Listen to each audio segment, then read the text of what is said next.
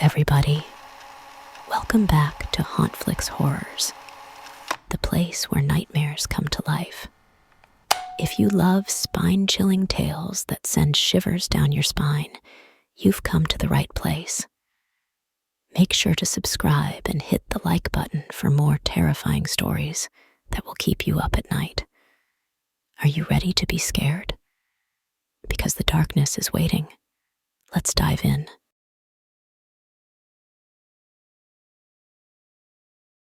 I was 19 when I decided to try my luck on a dating app. It was almost 2021, and dating apps were all the rage. Everyone I knew seemed to be swiping away in hopes of finding someone special, or just for fun. I wasn't exactly a knockout beauty, but being young and blonde, I did get a fair amount of attention from guys. Growing up, I had a couple of boyfriends in high school, but I always felt like I wanted someone older, someone who had their life together. Most guys my age seemed lost, with no clear direction or ambition, and that was a big turnoff for me. I wanted confidence, someone who stood out not just by looks, but by their actions and the way they carried themselves. With those thoughts in mind, I turned to the app, thinking it would be the perfect place to find the right guy. I didn't sign up the day I turned 19, but a few days later, I set up my profile, chose my best pictures, and wrote a simple bio. Then I started swiping, waiting for the flood of matches and messages. It was exciting, almost addictive, to sift through profiles and pick out guys who I thought might be a good match. My friends were just as caught up in it as I was, loving the attention and the thrill of the chase. After a while, I matched with a few guys who seemed cool and not just after a quick fling. I wasn't interested in a guy for his money or his car. I wanted someone real, someone who could be more than just a date. Finally, after much swiping and chatting, I chose one guy to meet. His name was Luke. He was 25, tall, and had this skater vibe that I found pretty cool. We hit it off on the app, and soon I was overwhelmed with messages. Not to boast, but it's a whole different world for girls on dating apps. I've seen videos showing just how crazy it gets. To keep in touch with Luke without getting lost in a sea of messages, I moved our chat to another app and eventually felt comfortable enough to share my phone number. We video chatted, and I was relieved to see he looked just like his pictures. It's common to find people trying too hard on dating apps, either by editing their photos too much or pretending to be something they're not. But Luke seemed genuine. We decided to meet up, initially planning to go to a coffee shop. But honestly, dating nowadays feels so rare, especially the old school way of meeting people outside of apps. My parents used to tease me about how my generation does everything online, and it's true. My friends and I would spend hours chatting on social media, but hardly meet in person, except maybe at school or college. With Luke, though, it felt different. I actually wanted to meet him, thinking this could turn into something real. But the idea of a coffee shop date made me uneasy, so I suggested we change plans. I could sense his disappointment, or maybe nervousness through his messages, like he was afraid I'd lose interest. Eventually, we settled on grabbing pizza on a Saturday night. He mentioned he worked, but didn't say where, and I didn't ask. I was just looking forward to finally meeting him. That Saturday evening, when Luke came to pick me up, my heart was racing. Despite my nerves, our video calls had given me a sense of comfort with him. He was exactly as he had presented himself online, tall, confident, and incredibly polite. It felt like a breath of fresh air compared to the guys I had known before. Luke seemed to blend the best of both worlds, and I was genuinely excited to be with him. We went to grab a pizza, choosing to sit outside the shop on some chairs they had set up. It was a cool autumn night, around 10 degrees, but dry, and sitting outside felt just right. I had told him about my anxiety, and he seemed to understand, making the effort to make me comfortable rather than opting for the direct face-to-face setup of a coffee shop date. It was a relief, really, given my past experiences, where getting any real attention or eye contact was rare. After finishing our pizza, we decided to take a walk. The area around us was known for its scenic paths, and even though it was dark, we picked a well-lit park path to walk down. It felt safe, especially with Luke by my side. However, the stories you hear about people taking advantage of others lingered in the back of my mind, casting a shadow of doubt over the safety I felt. The path was illuminated by streetlights, making it more of a lit walkway through the park than a trail.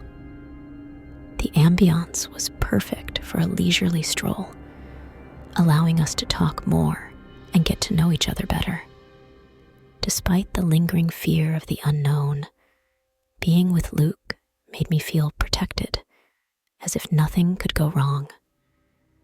As we walked around the local park, which had a playground, a running track, and even a skate park, the atmosphere was peaceful. We chose the park for our walk to avoid the crowded and noisy streets of the town, especially since it was Saturday night, and many people were likely out drinking. I sat at the small, dimly lit table, nervously fidgeting with the edge of my napkin. The restaurant was quiet, the kind of place where soft jazz plays in the background, and the low murmur of conversation creates an intimate atmosphere.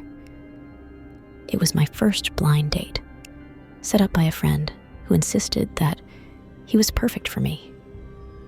I glanced at my phone, checking the time for the third time in the last 5 minutes. 7:15 p.m. He was late.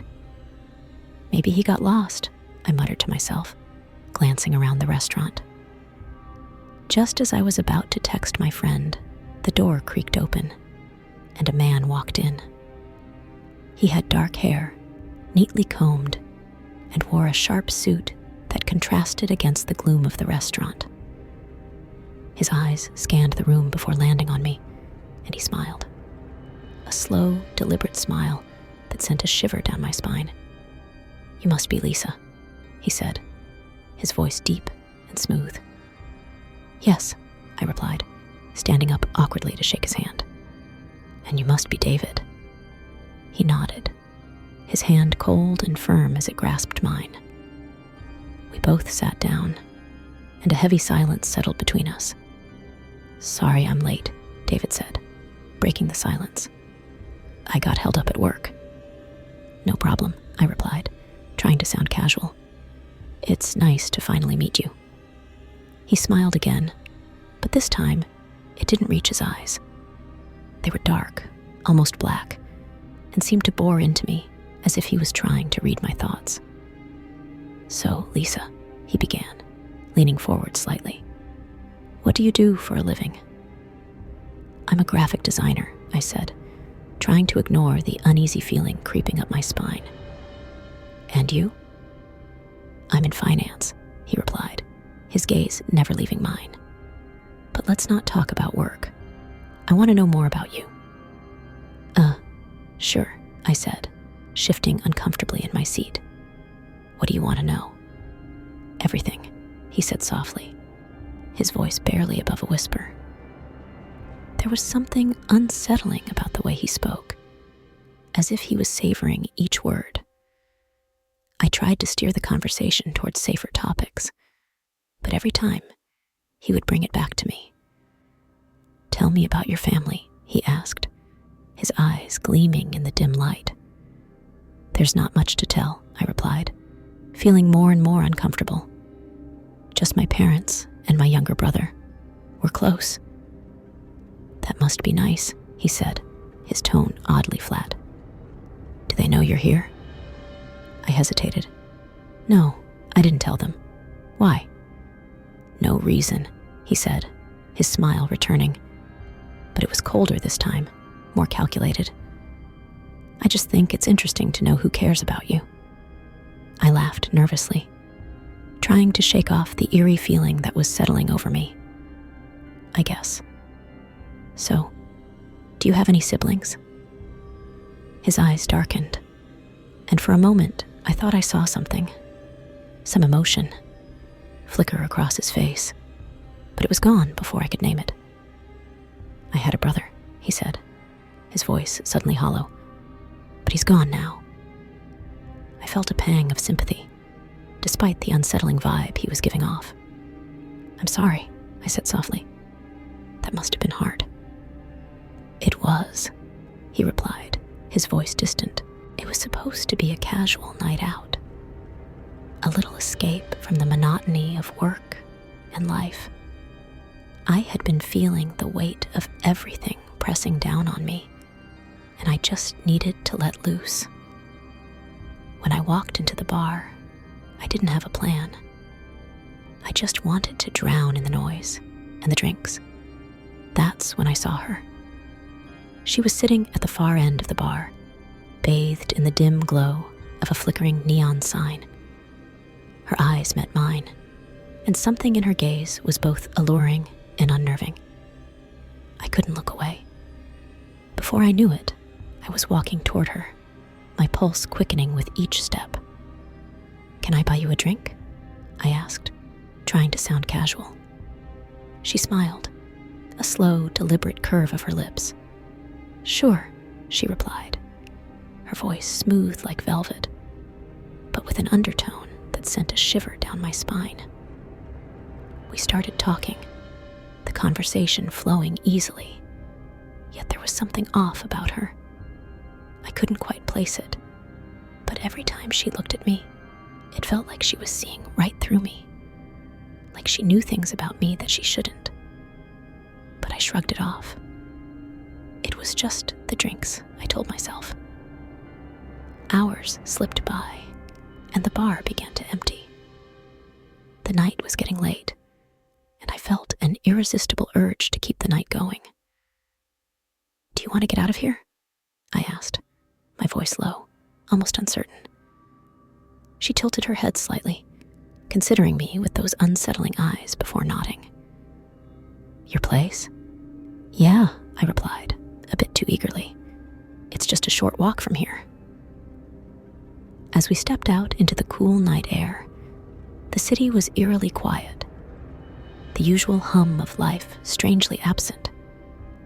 I led her to my apartment, my mind buzzing with the alcohol in her presence. Inside, things quickly escalated. She moved with a predatory grace, her hands cold against my skin. There was something almost desperate about the way we came together, like she was trying to consume me whole. Afterward, as I lay beside her, the weight of exhaustion began to settle in. My eyes fluttered shut, but something jolted me awake. I glanced over at her, expecting to see her resting peacefully. But instead, she was sitting up in bed, staring into the mirror across the room. "Are you okay?" I asked, my voice barely a whisper. She didn't answer. She just kept staring, her reflection in the mirror somehow darker, more twisted. I blinked, trying to clear my vision, but when I opened my eyes again, her reflection. It wasn't her. The figure in the mirror was a grotesque distortion of the woman beside me, its face a mask of horror, eyes hollow, mouth stretched into an unnatural grin. My breath caught in my throat as I realized the reflection was staring directly at me, even though she hadn't moved. "Hey!" I called out, panic creeping into my voice. "What's going on?" She finally turned to look at me, expression eerily calm, as if nothing was wrong. "What's the matter?" she asked, her voice dripping with false innocence. "The mirror?" I started, but the words died in my throat when I looked back at the reflection. The figure was gone, replaced by her normal reflection. I could feel my heart pounding in my chest, the room suddenly colder than before. "I think you should leave," I stammered, trying to shake the unease that had taken hold of me. She smiled that slow, unnerving smile again. "Why? Are you scared?" Something in her tone made the hairs on the back of my neck stand up. I nodded, unable to speak. "All right," she said, sliding out of bed. She dressed slowly, deliberately, her eyes never leaving mine. As she walked towards the door, she paused, her hand resting on the doorknob. "Just one more thing." "What?" I asked, dread filling my stomach. "Don't look in the mirror." With that, she left, the door clicking shut behind her. I sat there, paralyzed by fear, the room thick with an oppressive silence. But her words echoed in my mind, growing louder, more insistent. "Don't look in the mirror." Of course, I had to. I had to know if what I'd seen was real or just some alcohol-induced hallucination. Slowly, I got out of bed, my feet dragging me toward the mirror as if pulled by an invisible force. When I finally stood before it, I hesitated, my hand trembling as I reached up to wipe away the foggy surface. As my reflection came into view, I saw myself, and behind me, her. But it wasn't the woman I had brought home. It was the twisted, nightmarish figure from before, its grin widening as I stared in horror. I spun around, but the room was empty. Yet, when I looked back at the mirror, the figure was still there, now closer, its hand reaching out from the glass. I stumbled back, my heart racing, but no matter where I moved, the reflection followed, always reaching, always grinning. It was like I was trapped in a nightmare, one I couldn't wake up from. And then I heard her voice, a whisper so close, it felt like she was right behind me. "I told you not to look."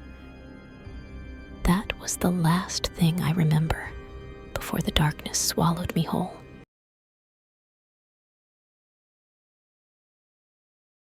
It was around 9 o'clock or 9:30 p.m., and our conversation flowed easily, making me feel even more connected to Luke.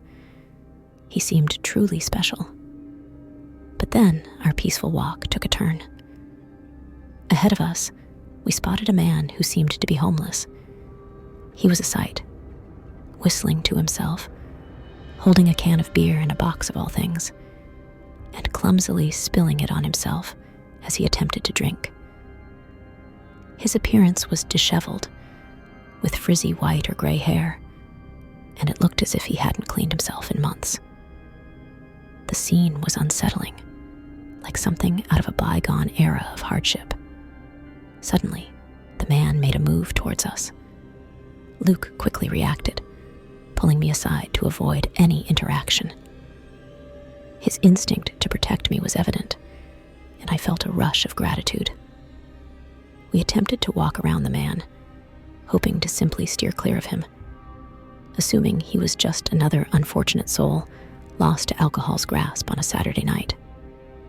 However, our efforts to avoid him failed as he began to walk directly towards us, his whistling growing louder and almost aggressive.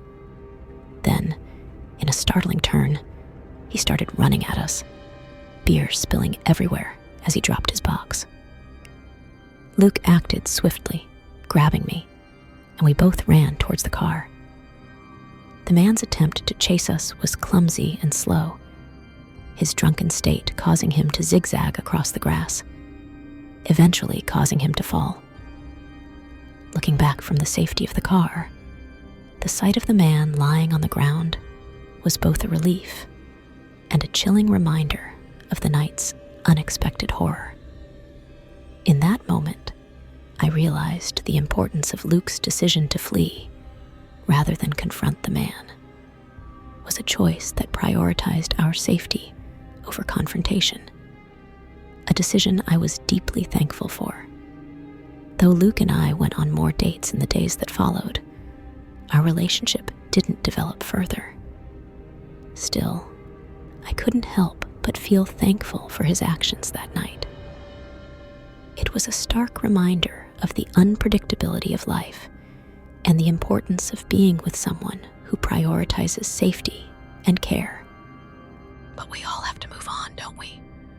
The conversation lulled after that, and I couldn't help but notice how the shadows seemed to cling to him, as if the dim light in the restaurant couldn't quite reach him.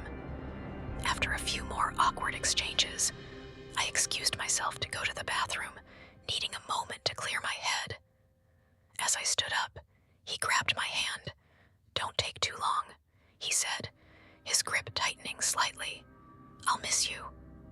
I forced a smile and pulled my hand away, making my way to the restroom as quickly as I could without appearing rude. Once inside, I leaned against the sink, trying to steady my breathing. "What is wrong with me?" I whispered to my reflection in the mirror. "It's just a date. Get a grip." But as much as I tried to convince myself that I was overreacting, I couldn't shake the feeling that something was off.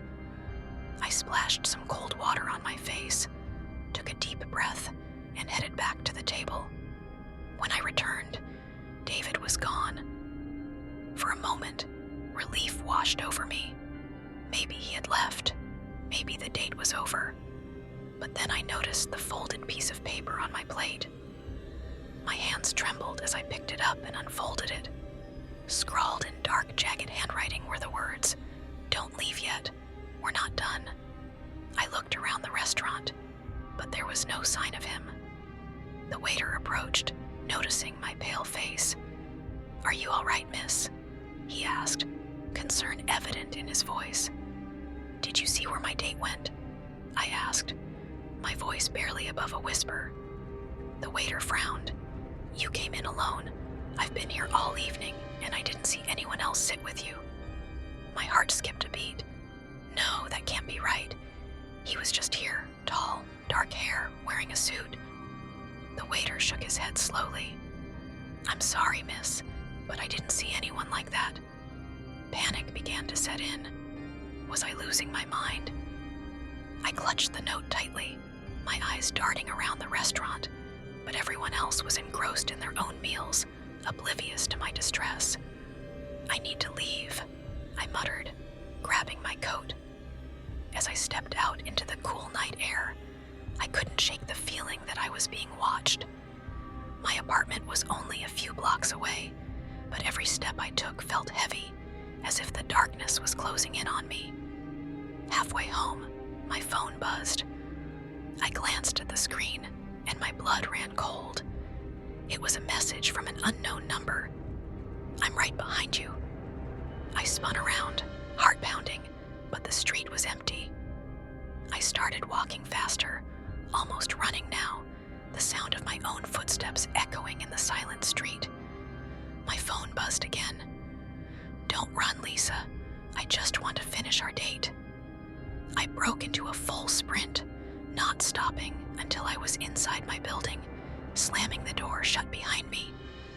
My hands trembled as I fumbled with the keys, locking the door and leaning against it, trying to catch my breath. Another buzz. "You can't hide forever. I'll see you soon." I threw my phone across the room, the screen shattering as it hit the wall. My mind raced, trying to make sense of what was happening. Had I imagined the whole thing? Was someone playing a cruel joke on me? I grabbed a knife from the kitchen, clutching it tightly as I checked every room, every closet, every dark corner. But my apartment was empty. The phone buzzed one last time. "Good night, Lisa. Sleep well." The power went out, plunging the apartment into darkness. My breath hitched, and I heard it, a soft, almost inaudible whisper right next to my ear. "Sweet dreams." And then there was nothing. When I woke up, it was morning, the sunlight streaming through the curtains. I was alone, the room as I had left it. But when I looked in the mirror, my reflection was normal. Everything was normal, except for one thing. On the mirror, written in a faint, almost invisible scrawl, were the words, "I'm still here."